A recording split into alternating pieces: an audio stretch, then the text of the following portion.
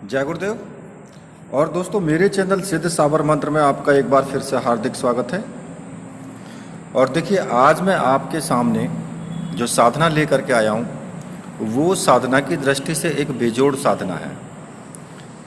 ऐसी ही एक साधना यक्षिणी साधना है जो कि दिव्यांगना स्वर्ण प्रभा यक्षिणी है। मैंने आपको पिछली वीडियोज़ में भी बताया था कि जो मैं यक्षिणी साधना आपको बता रहा हूँ वे साधनाएं सौम्य यक्षिणी साधना है। पिछली बार भी जो मैंने धनदा यक्षिणी साधना बताई थी वो भी एक सौम्य यक्षिणी की साधना है। और जो मैं ये आपको दिव्यांगना स्वर्ण प्रभा यक्षिणी की जो साधना मैं आपको बता रहा हूँ ये साधना भी सौम्य साधना है। ठीक है, तो इसमें डरने की कोई आवश्यकता नहीं है, क्योंकि कुछ यक्षिणियाँ होती हैं जो कि तीव्र होती हैं और उनका जो स्वभाव होता है वो तीक्ष्ण होता है।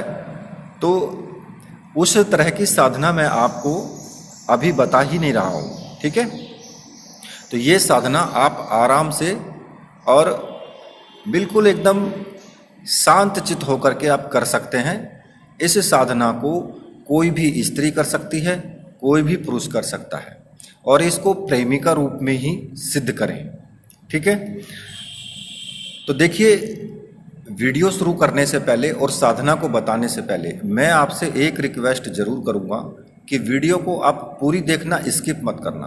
क्योंकि बहुत से लोग क्या करते हैं, वीडियो तो पूरी देखते नहीं हैं, यहाँ तक कि मैं अगर उनको व्हाट्सएप में भी वीडियो का लिंक देता हूँ और कहता हूँ कि भाई ये साधना जो आपने पूछी है वो ये साधना है, तो वो वहाँ पर भी उसको पूरी वीडियो देखेंगे नहीं और उसके बाद फिर मेरे को मैसेज करना शुरू कर देंगे, जी इसमें कौन से दिन करनी है ये साधना, कितनी माला का जाप करना है। अरे भाई, पहले जब मैंने वीडियो दे दिया है उसे देख तो लो कम से कम।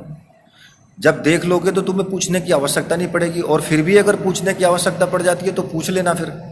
ठीक है ना, तो देखिए, इसलिए मैं कहता हूँ कि वीडियो को पूरी जरूर देखना, स्किप मत करना बिल्कुल भी। अब मैं आपको बता देता हूँ थोड़ा यक्षिणी के बारे में। मैं आपको इसके जो भी इसका कार्य है या किस लिए की जाती है यक्षिणी साधना वो मैं आपको बता देता हूँ थोड़ा सा।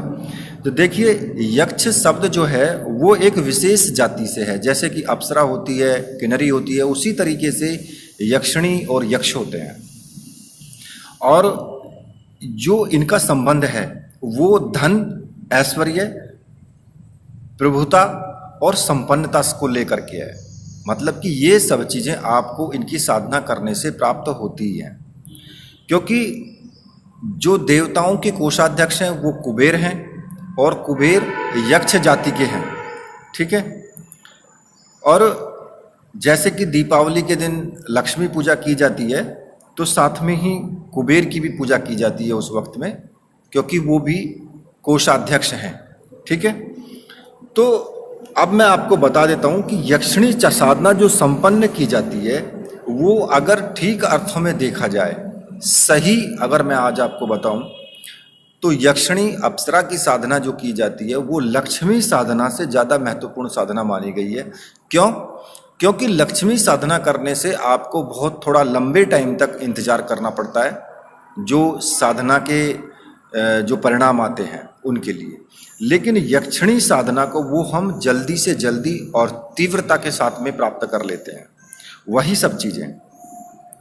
तो इस साधना से सब कुछ प्राप्त कर सकते हैं। और जो यक्षिणी साधना है वो 5 कारणों से महत्वपूर्ण मानी गई है, वो मैं आपको बता देता हूँ। देखो, सबसे पहला कारण होता है कि इसमें ये साधना सरल होती है और इसमें कोई जटिल विधि विधान की कोई आवश्यकता नहीं होती। दूसरा ये होता है कि कम से कम समय की ये साधना होती है, साधक को अपना ज़्यादा समय बर्बाद करना नहीं पड़ता है। और ये तीसरा ये है कि ये साधना शीघ्र फलप्रद होती है और तुरंत फलदायक मानी गई है। और चौथा होता है, यक्षिणी साधना से जो सौम्य यक्षिणी साधना है उससे साधक को किसी प्रकार की कोई हानि नहीं होती है। अगर साधना बीच में उसकी टूट भी जाती है, खंडित भी हो जाती है, तब भी किसी प्रकार की कोई हानि नहीं होती है। ठीक है, फिर भी लाभ ही उसको मिलता है। और पांचवा जो होता है वो यक्षिणी साधना को संपन्न करने से यक्षिणी जो है सौम्य रूप में जीवन भर साधक के साथ रहती है और उसके जो भी उसके इच्छित कार्य होते हैं उन सबको वो पूर्ण करती है। ठीक है, लेकिन होता क्या है कि हमारे दिमाग में कुछ चैनल्स ने, कुछ और व्यक्तियों ने, क्योंकि देखिए एक गांव में अगर 2000 लोग रहते हैं ना, तो 2000 में से 2000 सारे के सारे खराब नहीं हो सकते हैं। मतलब कि सारे लड़ाकू टाइप के नहीं होते हैं, उनमें कुछ ऐसे होते हैं जो धर्मात्मा भी होते हैं। तो उसी तरीके से जो इतनी सारी यक्षिणियाँ हैं उन सब में सारी यक्षिणियाँ ऐसी नहीं होती हैं कि अगर साधना टूट जाए तो वो मार डालती हैं या फिर अपने मतलब कि उसको विपरीत परिणाम भुगतने को मिलता है। सारी यक्षिणियाँ ऐसा नहीं होती, कुछ यक्षिणियाँ बहुत सौम्य होती हैं और जो मैं ये साधना बता रहा हूँ वो एक सौम्य यक्षिणी की साधना है।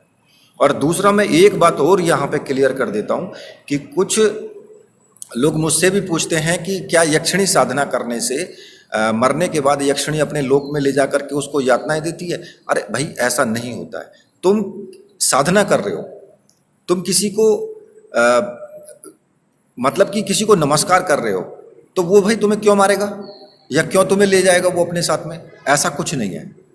व्यक्ति अगर ऐसा होता तो फिर तो प्रभु की बनाई हुई सारी लीला ही खत्म हो जाएगी। जो कि उसने भगवान ने ये बनाया है कि अगर आप ये जन्म आपका खत्म हो जाता है तो आपको अगले जन्म में दिया जाएगा, अगला जन्म दिया जाएगा, चाहे वो कहीं पर भी दिया जाए। ऐसा नहीं है कि आप चले जाएंगे यहाँ से यक्ष लोक में या यक्षिणी लोक में।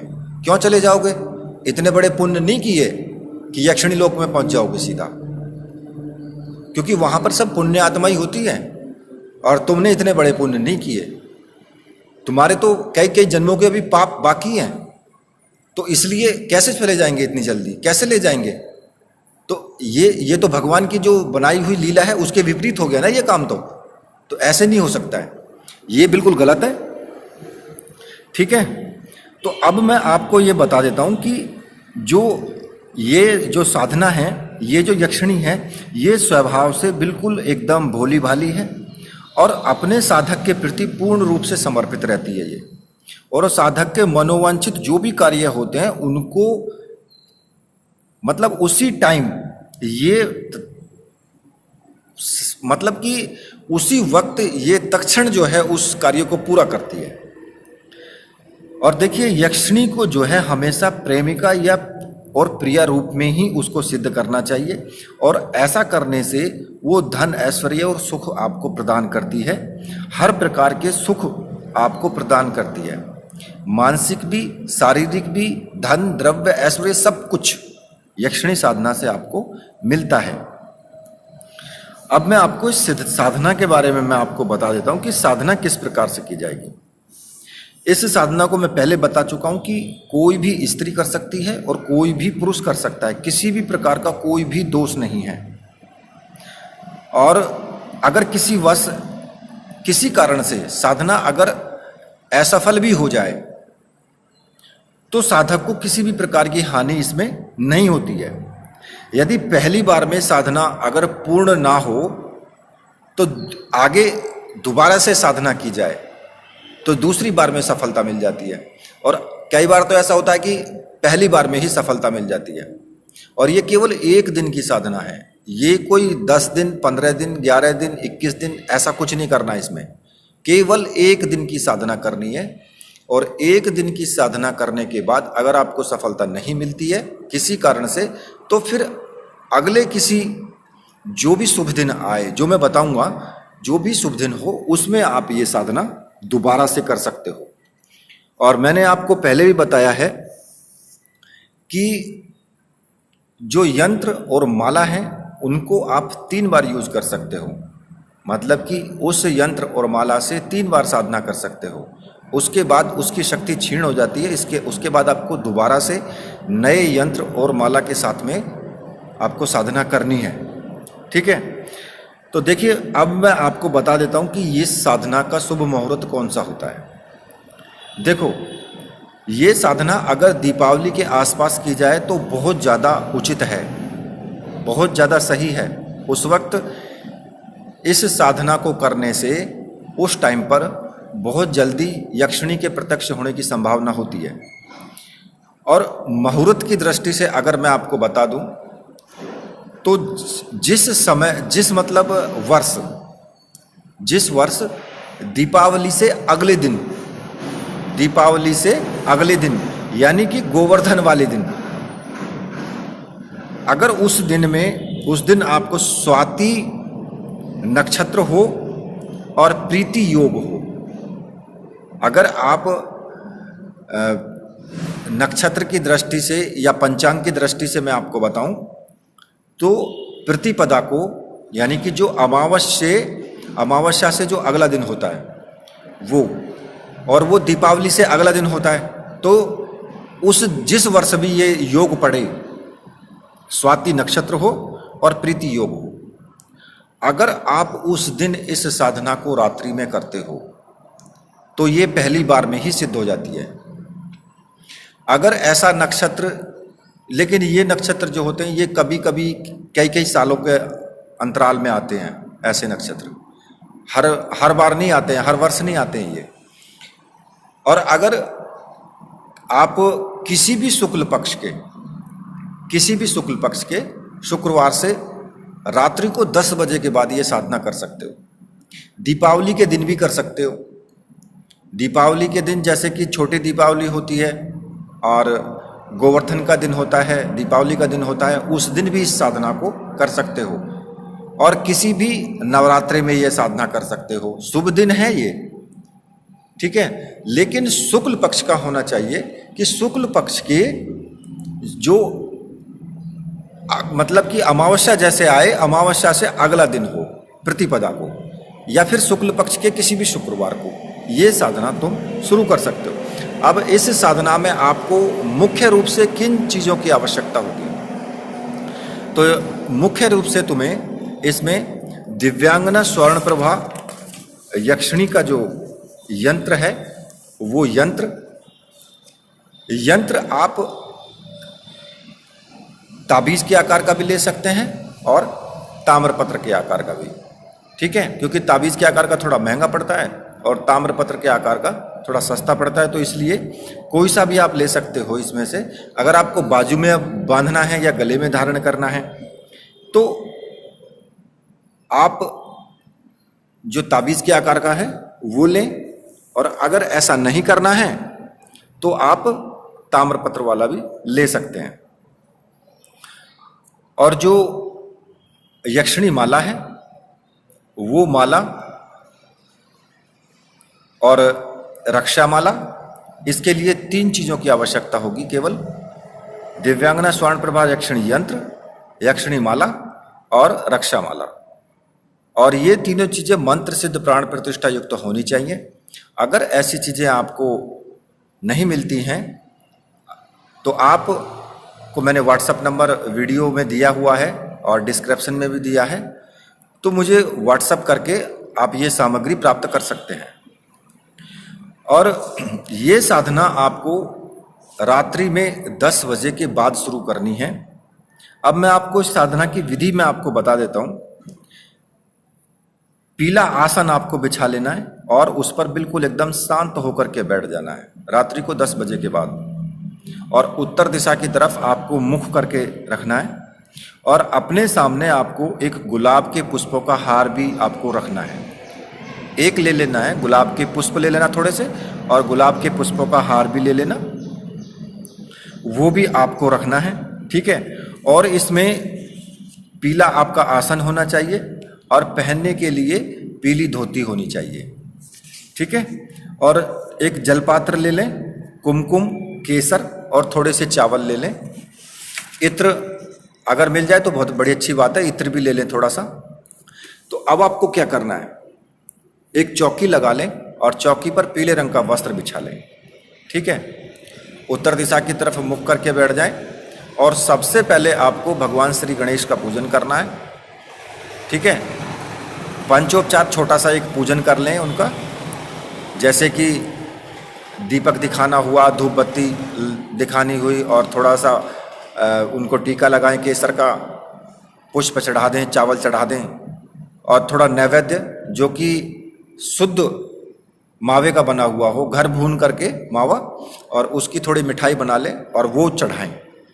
ठीक है। और उसके बाद भगवान श्री गणेश जी से प्रार्थना करें कि हे विघ्नहर्ता, मेरी साधना में किसी प्रकार का विघ्न ना आए और मेरी साधना सफल हो।